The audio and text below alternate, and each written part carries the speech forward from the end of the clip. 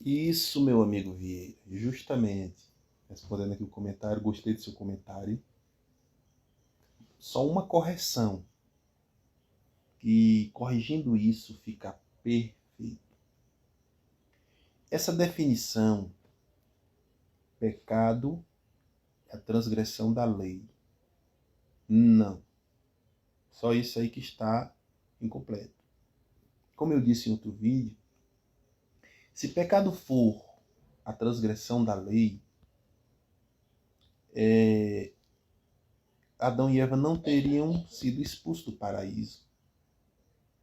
E Satanás também não tinha perdido sua glória original, nem ele nem Adão e Eva.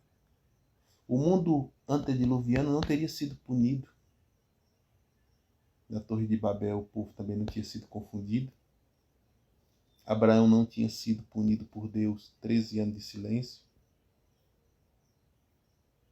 Entendeu? Então, então, pastor, o que é pecado? Pecado é a transgressão da vontade de Deus. Porque quando eu digo pecado é transgressão à lei de Deus, eu vou centralizar, eu vou diminuir o pecado e jogar que o pecado teria sido originário quando a lei foi originária lá no Monte Sinai, quando foi dada a Moisés. Então, quando a lei foi dada a Moisés, passou a existir o pecado. Então, enquanto a lei durou, durou o pecado. Então, quando a legislação israelense, ali no caso, né, no João Batista, ela termina e entra Jesus Cristo crucificado, então também acabou. É isso que o Everaldo estava fazendo, que o pecado não existe. Mas por causa da definição equivocada. O pecado, ele é a transgressão à vontade de Deus, e a vontade de Deus continua. A vontade de Deus é que o homem adultere. O problema dos judeus não receberem o evangelho de Jesus Cristo era esse. Justamente porque eles estavam focados nessa ínfima coisa. Pecado sempre foi transgressão à vontade divina. Quando alguém não fez a vontade de Deus, ela cometeu pecado. Você entende o que eu quero dizer com isso? Que se você acha que pecado é transgressão à lei, realmente, se fosse pecado de transgressão à lei, só isso, pecado fosse transgressão à lei, e essa fosse a definição, não havendo lei, não havia pecado. Certo? Paulo trata isso em Romanos, referente à lei, que traz o conhecimento do pecado, que pune o pecado na lei mosaica. Mas a vontade de Deus, o pecado é a transgressão à vontade de Deus, porque antes da lei mosaica, as pessoas faziam a vontade de Deus, sem a lei mosaica. Foi por transgredir a vontade de Deus que Adão e Eva foram expulsos do paraíso.